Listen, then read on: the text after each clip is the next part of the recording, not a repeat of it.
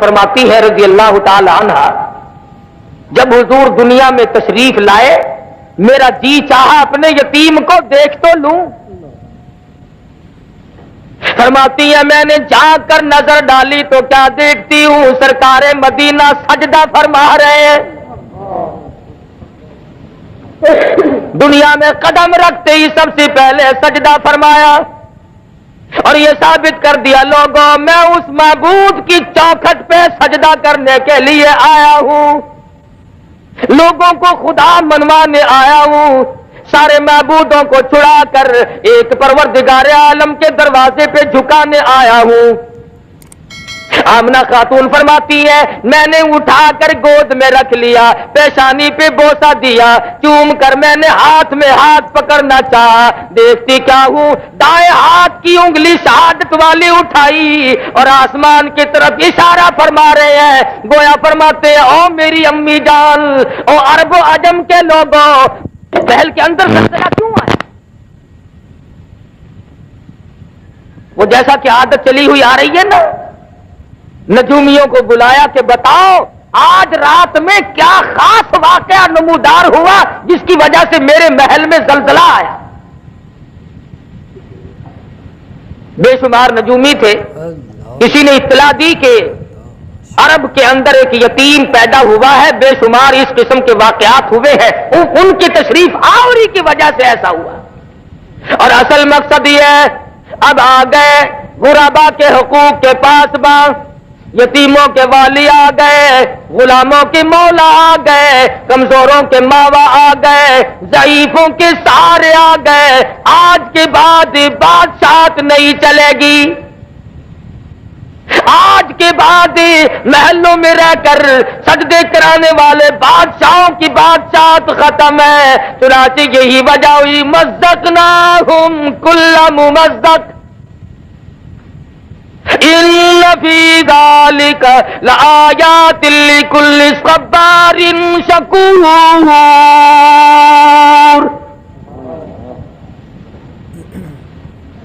بادشاہوں کے ایوانوں میں زلزلے آ گئے، کالی کملی والے کے دنیا میں قدم رکھتے۔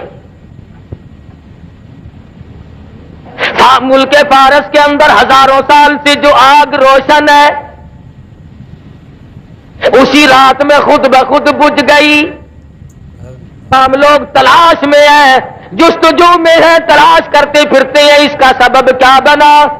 پتا چلا وہ آگ کی پوجا کرنے والوں آ گئے محمد عربی صلی اللہ علیہ وسلم، آج کے بعد آگ کی پوجا نہیں ہوگی، ہزاروں سال سے جلنے والی آگ خود بخود بند ہو گئی۔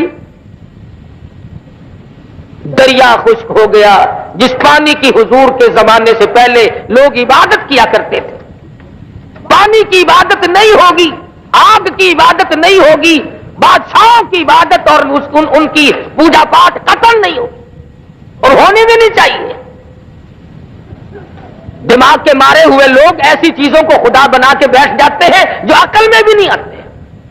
اب مثال کے طور پر چولہے میں آگ جلاؤ، ایک خدا پیدا ہو گیا، دوسرے خدا کو ہنڈیا میں ڈال کر چولہے کے اوپر رکھ دو، اوپر والے کو جوش آ گیا تو نیچے والے خدا کا بیڑا غرق۔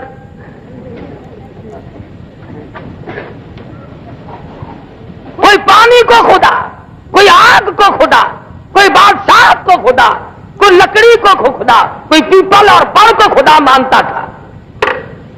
حضور اکرم صلی اللہ علیہ وسلم کی تشریف آوری سے ثابت ہو گیا کہ اب یہ تگ و دو نہیں چلے گی، یہ سارے معاملات ختم ہیں۔ مائی حلیمہ کہتی ہے مجھے لوگوں نے بچہ نہ دیا، میرے پاس اپنا بچہ تھا، لوگ سمجھتے تھے اپنے بچے کو کھلاوے پلاوے گی، ہمارے والے کو بھوکا مارے گی۔ بالآخر آمنہ کے در پہ آئی اور کہنے لگی آمنہ اپنے یتیم کی زیارت تو کرا دے۔ لکھا سید آمنہ خاتون نے جب سفید چادر اپنے ہاتھ سے اٹھائی چاند جیسی صورت نظر آئی، حلیمہ کی آنکھیں چندیا گئی، کہنے لگی مجھے اپنی کبریا کی قسم میری آنکھوں نے آج تک اتنا حسین بچہ دیکھا نہیں۔ حلیمہ کہتی ہے میں نے بھی ہزاروں بچے دیکھے، آمنہ فرماتی ہے میں نے بھی سینکڑوں ہزاروں بال بچوں کو دیکھا مگر اتنا جمیل کوئی نہیں۔ آواز آتی ہے، جبریل کہتے ہیں او آمنہ، او حلیمہ، تم تو عرب میں رہتی ہو، مکے کے علاقے کو جانتی ہو، میں مشرق میں پھرتا ہوں، مغرب کا چکر لگاتا ہوں، شمال کو دیکھتا ہوں، جنوب کو میں نے دیکھا ہوا ہے، اور میں نے ساری دنیا کی گردش کی ہے۔ آفاق گردیدم بسیار خوبا دیدم لیکن تو چیزیں دیگری، میں نے سارے جہان کا چکر لگا لیا ہے۔ اور جبریل کہتے رب اکبر کی قسم میری آنکھوں نے اتنا حسین دیکھا کوئی نہیں۔ اللہ پاک کی طرف سے آواز آتی ہے جبریل تم دیکھتے تو تب جب میں نے ایسا حسین کوئی پیدا کیا ہو، اب تو بنایا کرو گے، شاید اور بھی ایسے جمیل آ جائے، احسن آ جائے، خوبصورت آ جائے۔ فرمایا نہیں نہیں، رخ مصطفیٰ ہے وہ آئینہ، اب اس جیسا دوسرا آئینہ نہ ہمارے چشم خیال میں اور نہ دکان آئینہ ساز میں۔ فرمایا میرے پاس بھی اب ایسا حسین کوئی نہیں، جس سانچے میں میں نے کالی کملی والے کی صورت کو ڈالا ہے وہ سانچا ہی توڑ دیا۔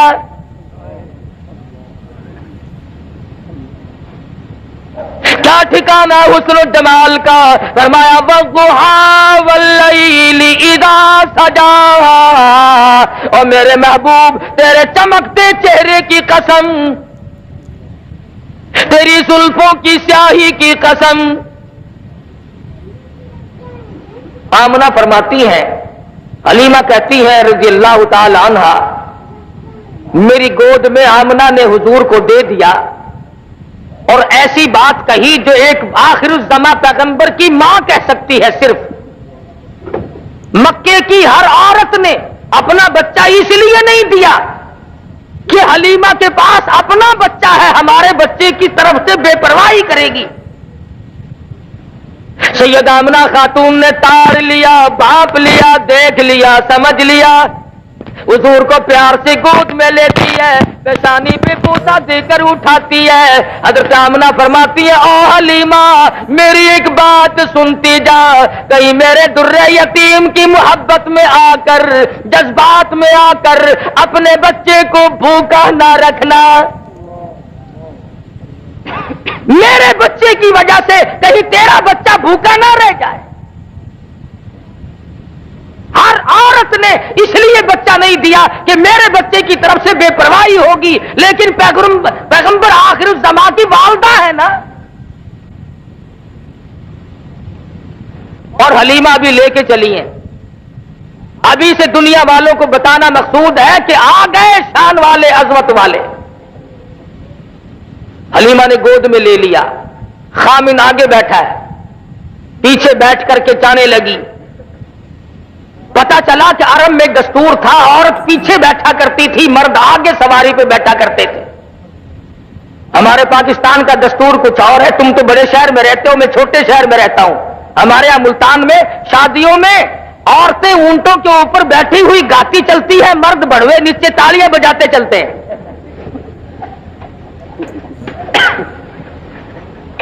الٹا دستور جو عرب کے بگڑے ہوئے معاشرے میں بھی نہیں تھا۔ حلیمہ پیچھے بیٹھی ہے، حلیمہ کا خامن سواری کے اوپر آگے بیٹھا ہے۔ اٹھاتے ہیں اونٹنی کو، اٹھتی نہیں، چلاتے ہیں چلتی نہیں۔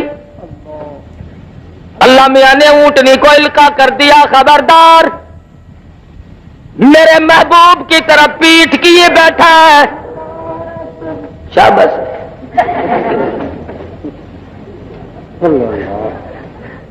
میرے محبوب کی طرف پیٹھ کیے بیٹھا ہے، بے ادبی کر رہا ہے۔ بے ادبوں کو اٹھا کر لے جانا تیرا کام نہیں۔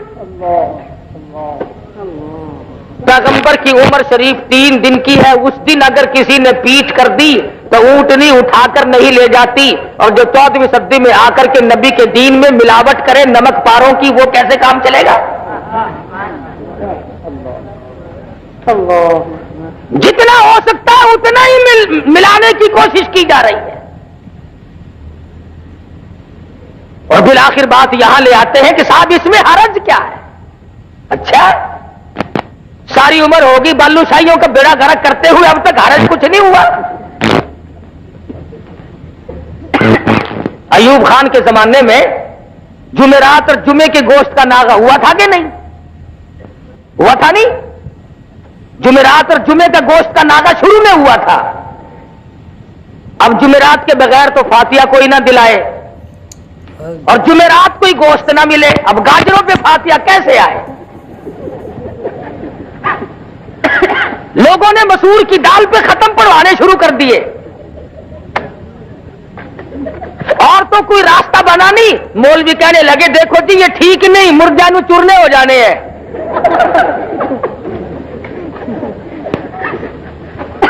بڑی دھاڑ دھاڑ ہوئی کہ جی جمعرات کو گوشت کھولو, مر گئے ساگ پہ ختم پڑھتے پڑھتے. بالآخر ان کے دھاڑ دھاڑ پر یہ پھر منگل بدھ کا ناغا تشریف لایا تھا جو اب تک قائم ہے. نہ تو کیا کرے, شادیوں میں تو ہم مولویوں کو تم بلاؤ نا, اور مرنے کے بعد ہم تمہیں رگڑا نہ چڑھائیں تو پھر کھائیں کب؟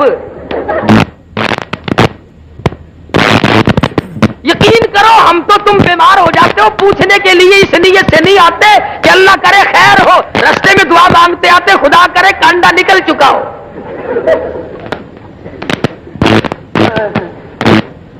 خود بخود حالات ایسے پیدا کیے گئے.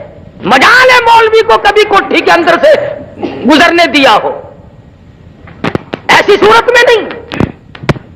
بنگلے میں کون مولوی صاحب کو بلائے؟ جب تک مر نہ جائے مولوی کو گھر میں قدم قوت رکھنے دے. یہی وجہ ہے کہ آج ہم سب کے سامنے دین کا مذاق بنا ہوا ہے. رسم رواج سنت امام الانبیاء محبوب کبریا حضرت محمد مصطفیٰ صلی اللہ تعالی علیہ وسلم کی ذات اقدس ہے.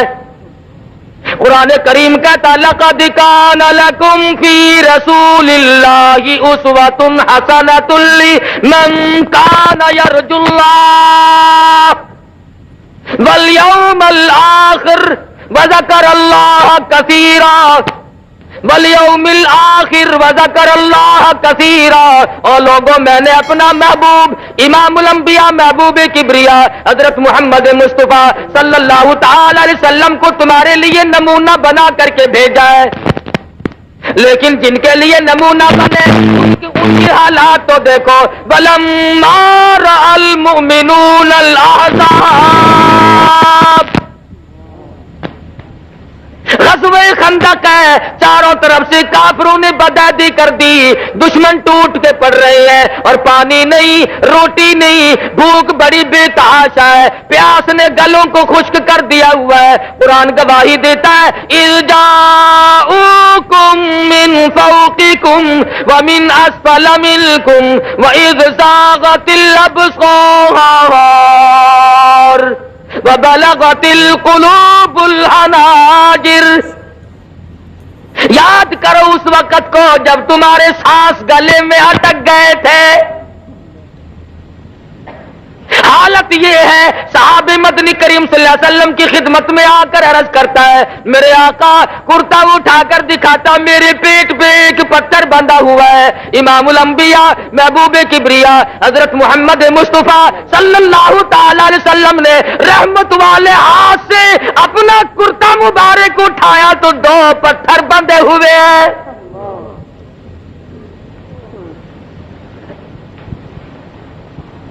چاروں طرف سے مشکلات ہیں, پریشانیاں ہیں, لیکن اس وقت بھی ایمان دیکھو. قالوا هذا ما وعدنا اللہ وصدق اللہ ورسولہ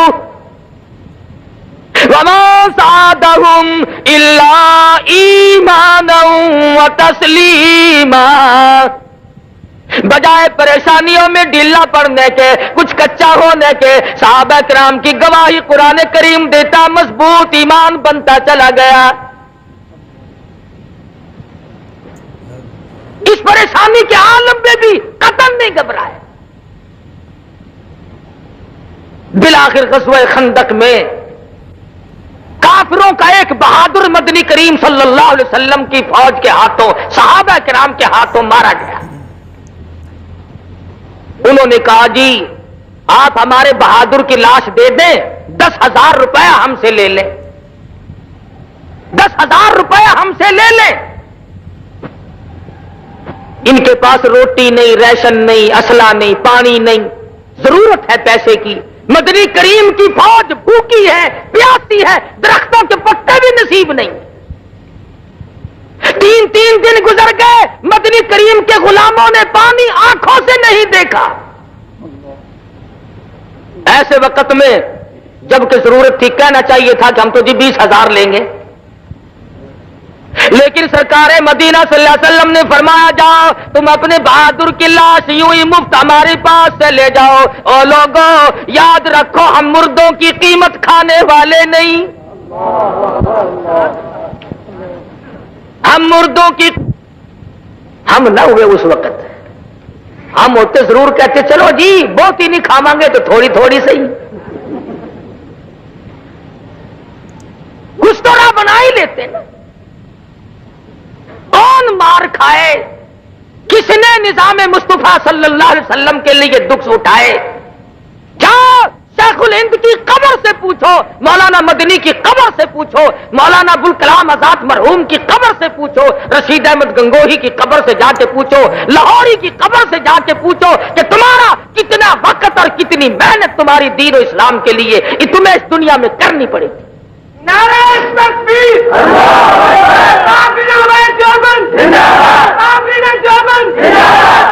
اس سادگی کے ساتھ مولانا حسین احمد مدنی رحمت اللہ علیہ گاڑی میں سفر فرما رہے ہیں.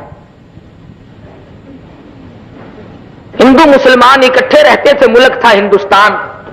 ہندو جب پیشاب وغیرہ کے لیے گیا تو کسی نے لیٹرین کو گندا کر رکھا تھا، بڑبڑاتا ہوا باہر نکل آیا. مولانا اٹھے اور لوٹا لیا اور اس کو جا کر کے صاف کر دیا. اور وہ مولانا کو قطعاً نہیں جانتا. فرمایا کہ آپ چلے جائیں، آپ وہاں جانا چاہتے ہیں. وہ گیا، بڑا حیران کہ یہ کون آدمی ہے، مشرع ہے، بزرگ معلوم ہوتا ہے، نیک آدمی معلوم ہوتا ہے، لیکن اس نے میرے لیے اتنا دکھ اٹھایا. واپس آ کر کے کہنے لگا مولانا آپ کا نام کیا ہے؟ فرمایا لوگ مجھے حسین احمد کہتے ہیں. اٹھ کھڑا ہوا، قدموں پہ گر پڑا، پوچھا حضرت کہاں تک کا سفر ہے؟ حضرت نے فرما دیا فلاں جگہ تک جاؤں گا. ایک اسٹیشن پہ اٹھ کر کے اپنے دوسرے ڈبے سے بیوی کو لایا، بچی کو لایا اور خود بخود سامنے کھڑا ہو کر کے کہنے لگا مولانا ہم 3 گھر کے آدمی اس وقت موجود ہیں، دیر نہ کرو کلمہ پڑھاؤ. جس نبی کے غلاموں کے یہ اخلاقی حالات ہے، خود نبی کا کیا حال ہوگا؟ اور دوسرے چند دنوں کے بعد گھر کے 12 آدمی لے کے آیا اور مولانا کے ہاتھ پہ مسلمان بن گیا. علامہ انور شاہ کشمیری سب کہہ دو رحمت لیا، ہندو ٹکٹ دینے والا تھا، ادھر ٹکٹ دیا، پچھلے دروازے سے دوڑ کے باہر آیا اور کہنے لگا مولانا میں نے آپ کو ریل کا ٹکٹ دے دیا، آپ مجھے جنت کا ٹکٹ دے دیں. پوچھا کیوں، کیا بات؟ کہنے لگا آپ کی شکل دیکھ کر مجھے یہ خیال آیا جو خدا اتنے حسین انسان بنا سکتا ہے وہ خود کتنا حسین ہوگا. میرے بزرگوں نے، اکابر نے سنت نبی کریم صلی اللہ علیہ وسلم کی اتباع کی تو کافروں کو مسلمان بنایا. خواجہ غلام حسن لالسن کروڑ والے رحمت اللہ علیہ نہر کے پل پہ بیٹھے ہیں، ایک کراڑ آ گیا، کہنے لگا مولوی جی کروڑ دا رستہ کیڑا ہے؟ فرمایا کروڑ دا راہ دسا یا توڑ دا راہ دسا؟ کروڑ دا دسیے یا توڑ دا؟ آخر لگا مولوی جی جیویں مرضی آوے. فرمایا پر لا الہ الا اللہ محمد الرسول اللہ صلی اللہ علیہ وسلم. ان حضرات نے سیرت کی قدر کی. تو میں عرض کر رہا تھا کہ سیدہ حلیمہ رضی اللہ تعالیٰ عنہ محبوب دو عالم صلی اللہ علیہ وسلم کو گود میں لیے بیٹھی ہے، اونٹنی اٹھا کے لے کے نہیں چلتی. کہنے لگی کہ بختوں والا بچہ معلوم ہوتا ہے، آپ اس کو گود میں لے لیں۔ حلیمہ کی خامد نے کالی کملی والے صلی اللہ علیہ وسلم کو گود میں لے لیا۔ اونٹنی خود بخود کھڑی ہو گئی اور اٹھ کھڑی ہوئی چل پڑی، چلی نہیں دوڑ پڑی، بک برق رفتار بن گئی۔ دو دن ایک دن پہلے کی چلی ہوئی سواریاں جب ان کے پاس سے سپر میل کی طرح سے گزرنے لگی، وہ آواز دے کر کہتے ہیں، او حلیمہ سواری کس سے بدل کے لائی ہو؟ حلیمہ کہتی ہے سواری بھی وہی، میں بھی وہی، میرا خامند بھی وہی، مجھے مبارکباد دے دو، میری اونٹنی کا شاہ سوار بدل گیا۔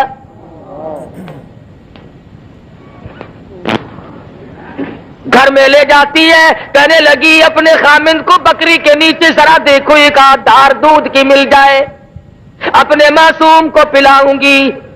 ایک برتن لیا، دوسرا لیا، تیسرا لیا، حلیمہ کے گھر کے برتن ختم ہو گئے اور بکری کے نیچے کا دودھ ختم نہیں ہوا۔ کیوں؟ جہاں نظر نہیں پڑی وہاں ہے رات آج تک، وہاں سحر ہوئی، جہاں جہاں گزر گئے، جہاں قدم ٹکایا وہاں اللہ کی رحمتیں آ گئی۔ قحط کے زمانے میں دودھ بے تحاشا بکری کے نیچے اللہ پاک نے پیدا فرما دیا۔ معجزات ہے سرکار مدینہ صلی اللہ علیہ وسلم کی۔ اللہ غنی، حلیمہ فرماتی ہے میں وہی محبت میں آ کر کبھی کبھی دوسری طرف کا دودھ، اپنے بچے والے حصے کا دودھ بھی مدنی کریم صلی اللہ علیہ وسلم کو پلانا چاہتی۔ حلیمہ کہتی ہے مجھے رب اکبر کی قسم اس طرف کے حصے کو کبھی بھی محمد عربی صلی اللہ علیہ وسلم نے منہ نہیں لگایا۔ دوسرے کا حق کھا کر اللہ کی توحید کیسے بیان ہوگی؟ اللہ کا قرآن کیسے سنایا جا سکے گا؟ اللہ میاں نے اس دہن مبارک کو، چہرے انور کو پاک رکھا۔ چند دن کی عمر ہے، تعلیم ہو رہی ہے امت کو کہ حلال کھانا، حرام نہ کھانا، دوسروں کے حق نہ کھاؤ،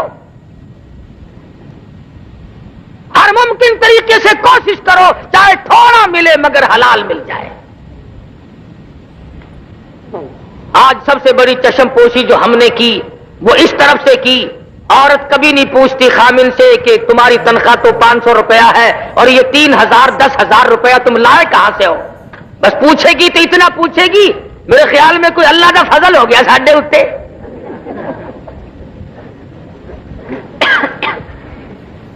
اندازہ لا، ذہنیت دیکھو۔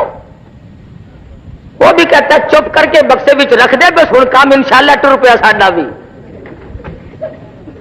یہ نہیں کتنا مہنگا پڑے گا۔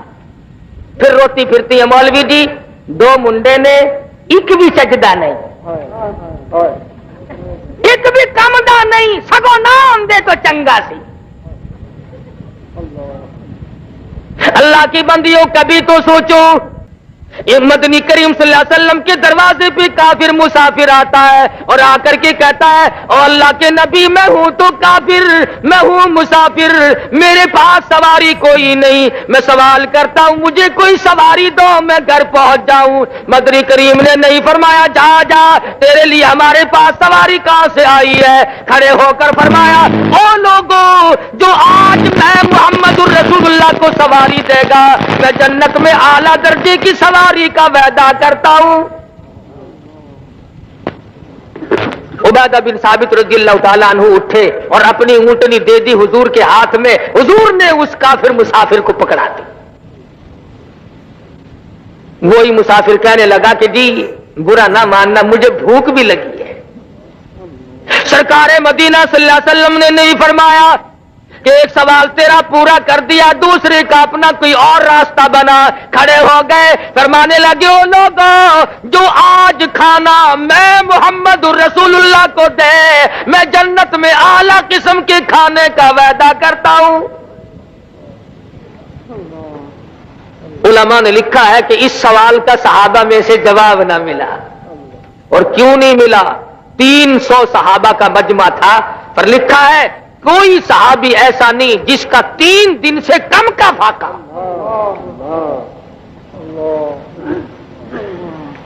سلمان فارسی اٹھے, فرمانے لگے آؤ میری ساتھ, میں تجھے ایسے دروازے پہ لے کے چلوں گا جہاں سے کچھ نہ کچھ ملے گا. ساتھ لیا, خاتون جنت فاطمۃ الزہرا رضی اللہ تعالیٰ عنہا کے دروازے پہ لے کے گیا. جا کے آواز دی, یا اہل بیت رسول اللہ اطعموا فی سبیل اللہ. اللہ والی, مسافر بھوکا اس کے لیے کھانا چاہیے. اندر سے آواز آئی, ذرا حسنین کریمین کے چہرے کو دیکھو, ان کی شکلوں کو دیکھو. آج 4 دن کے فاقے نے نبی کے نواسوں کی شکلیں بگاڑ دی. حالات ایسے.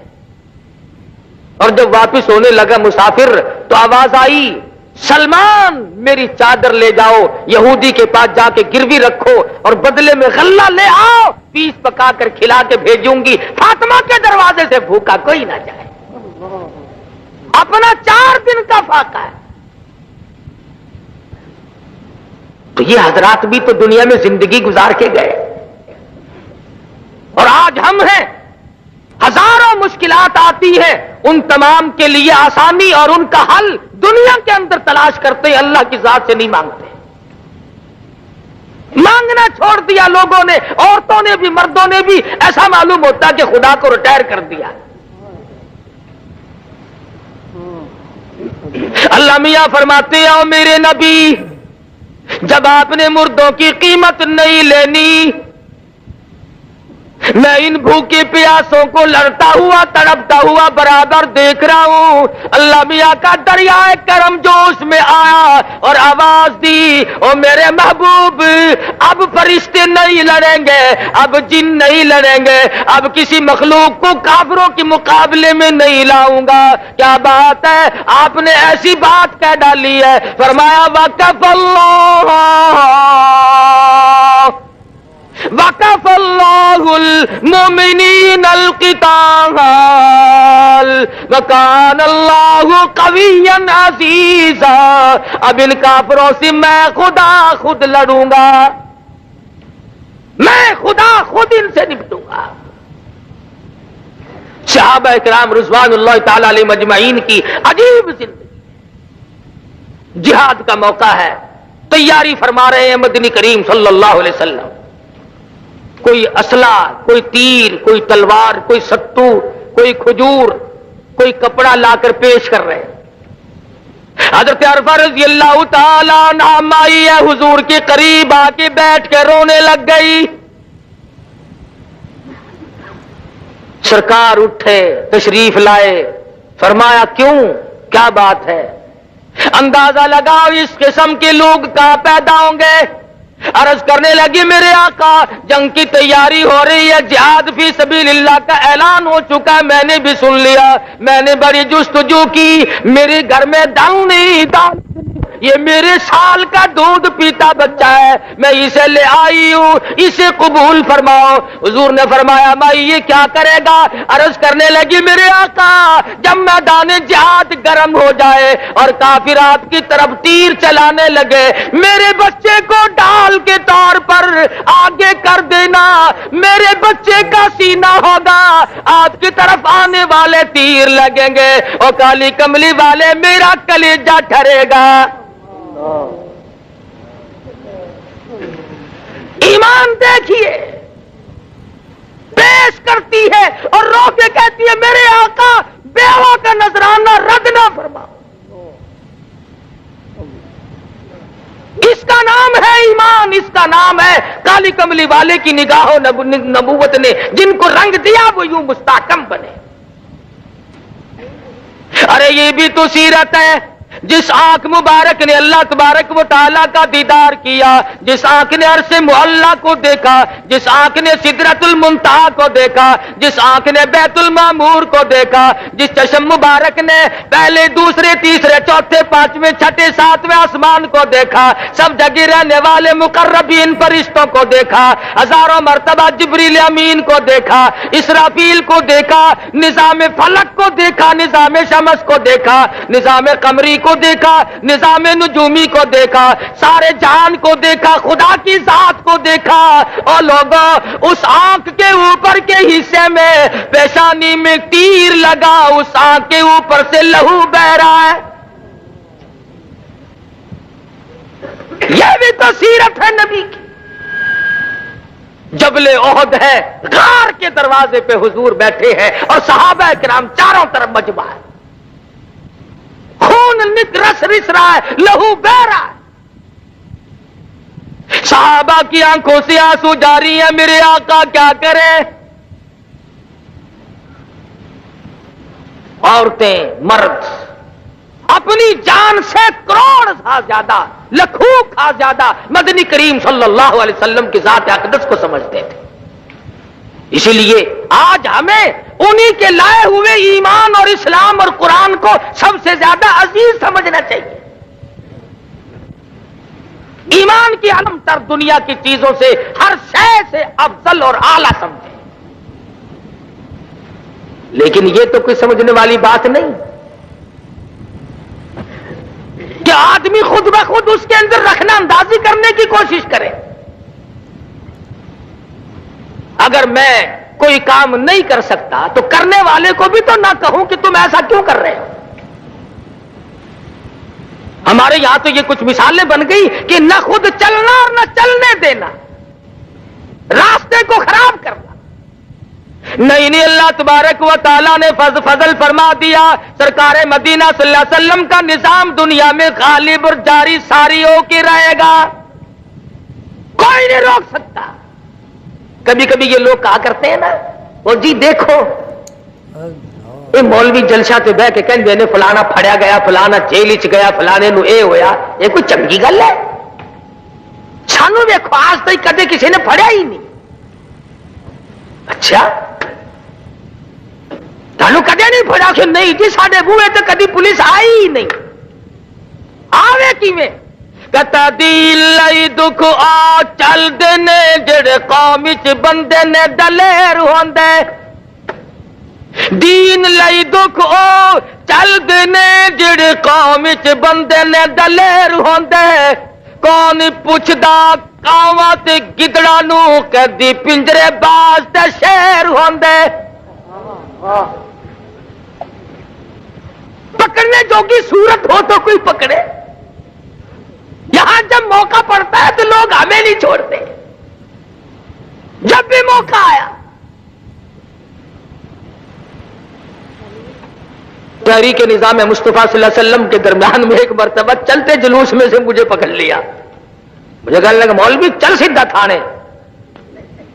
میں جلوس تو ذرا فٹ پاتھ پہ کھلا ہو کے نیت بن لی، اگے کی کردا میں کہ نفل رہندے میرے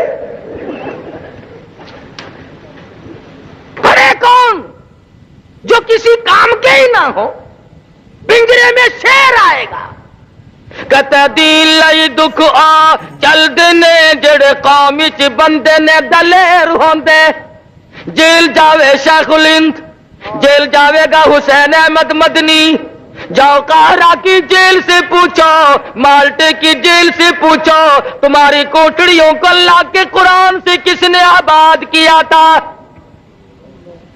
مولانا جعفر تھنیسری رحمت اللہ علیہ کہتے ہیں جب ہمیں لاہور سے کراچی لے جانے لگے، ایک گاڑی میں پنجرا رکھا، نوکدار چاروں طرف تار تھے، نہ میں جھک سکتا تھا نہ سیدھا ہو سکتا تھا۔ میں نے یکدم مان سوچ کر سرکار مدینہ صلی اللہ علیہ وسلم کی ذات اقدس پہ درود شریف کا ورد بنا لیا، پڑھتا رہا، ادھر تھک کر مجھے چکر آیا، خاردار تار میرے بدن میں چبھے، ادھر مجھے آقا دو عالم کا دیدار نصیب ہو گیا۔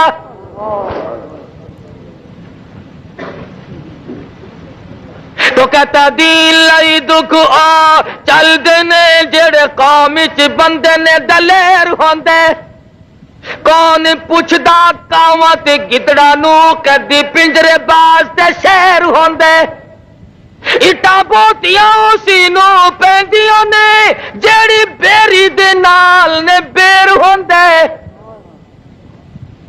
اٹا بوتیاں اسی نو پیندیاں نے جیڑی بیری دے نال نے بیر ہوندے قطرہ خون تے پانی دا بند ہو کے موتی ہیرے تے لال نے پھیر ہوندے نعرہ تکبیر اللہ علماء دیوبند علماء دیوبند علماء دیوبند ان حضرات نے صحبتیں اٹھائیں تکلیف جھیلی اور پچھتائے کبھی نہیں پشیمان کبھی نہیں ہوئے کہ ایسا ہمارے ساتھ کیوں بن گیا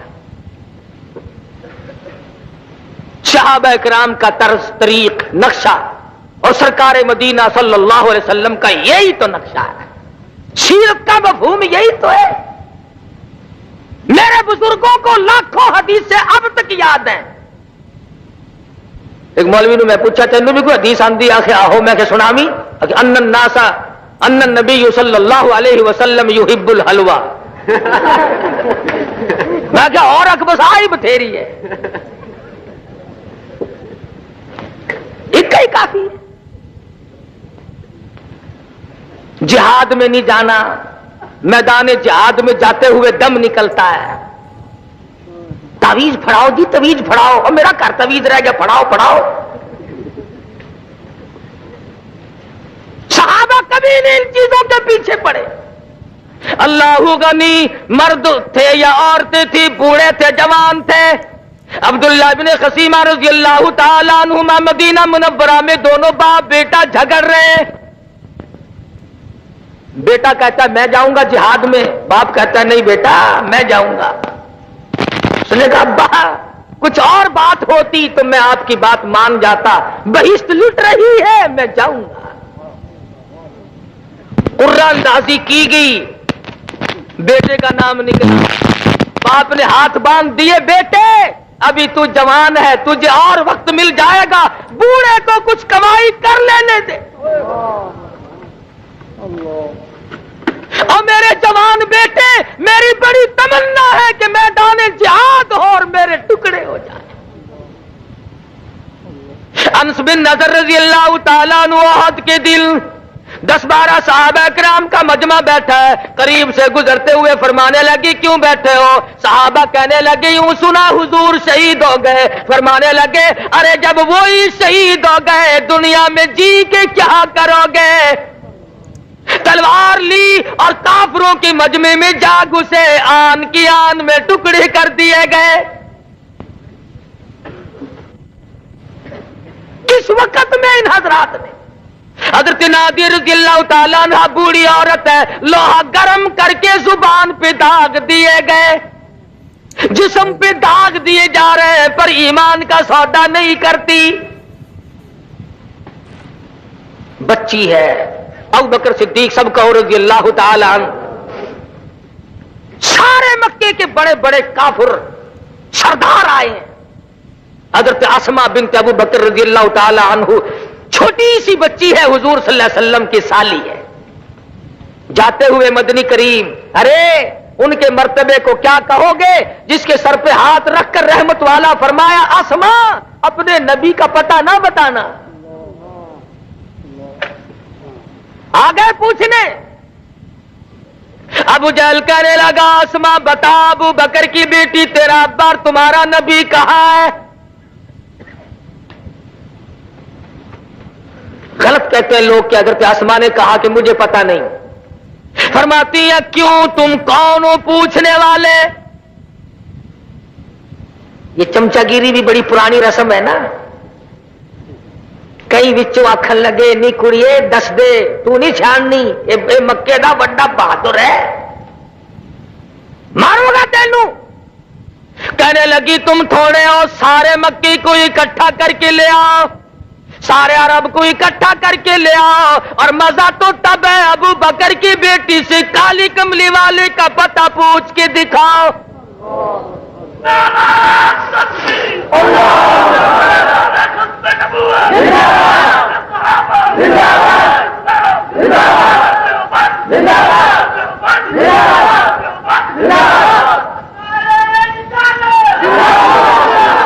نہیں دکھا سکتے تم، میرے نہیں مجھ سے پوچھ سکتے۔ اور لکھا ہے کہ ابو جہل نے حضرت اسماء رضی اللہ تعالیٰ عنہا کے سر کے بال پکڑ کر گھما کر پتھر میں دے کے مارا، ادھر پیشانی میں پتھر کی نوک لگی، ادھر خون کی دھار دور جا کے پڑی، ادھر کہتی آ لوگو غلط ہے تمہارا خیال، میری جان کا قیمہ تو بنایا جا سکتا ہے پر تم پتہ نہیں پوچھ سکتے۔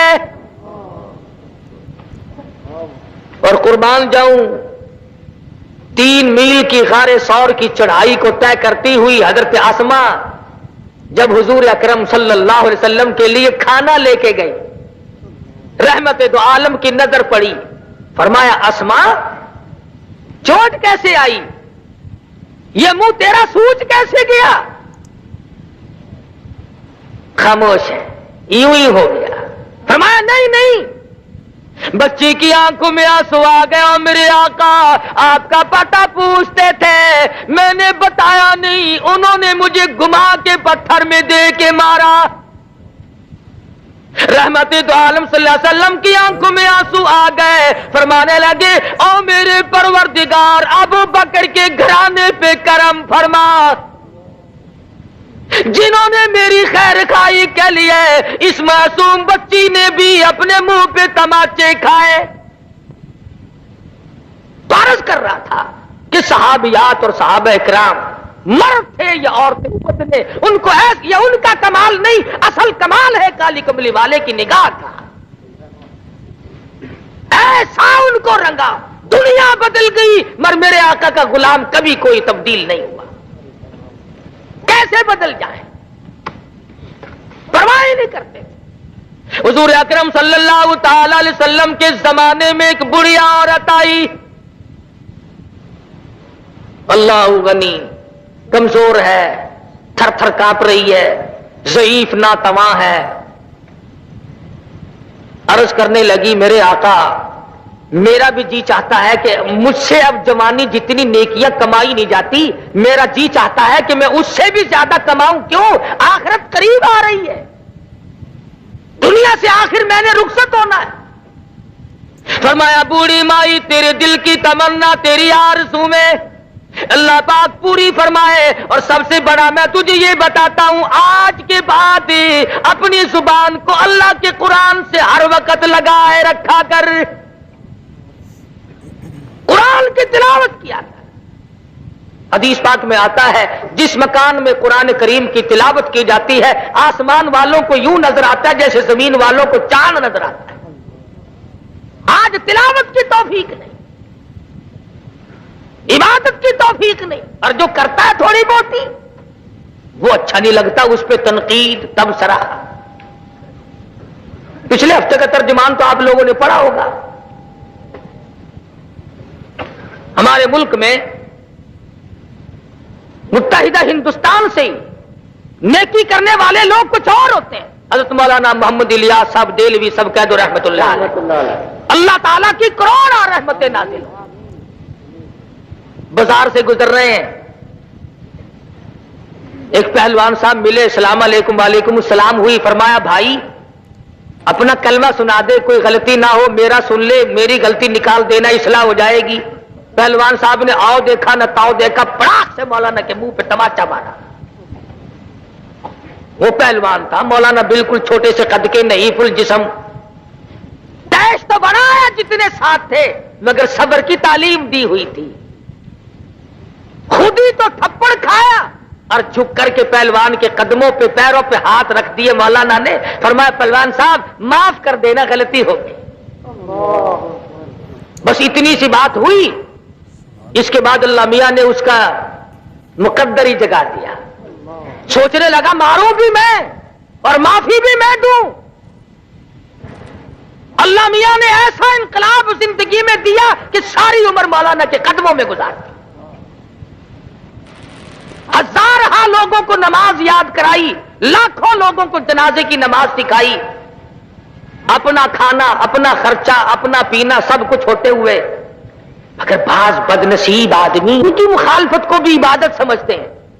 وہ کہتے ہیں کسی بستی میں شام کے بعد تبلیغی جماعت چلی گئی, مغرب کے بعد یا پہلے پنڈ کے لوگ باہر آئے کہ بھی تو تم ہمارے یہاں نہیں آ سکتے. انہوں نے کہا کیوں؟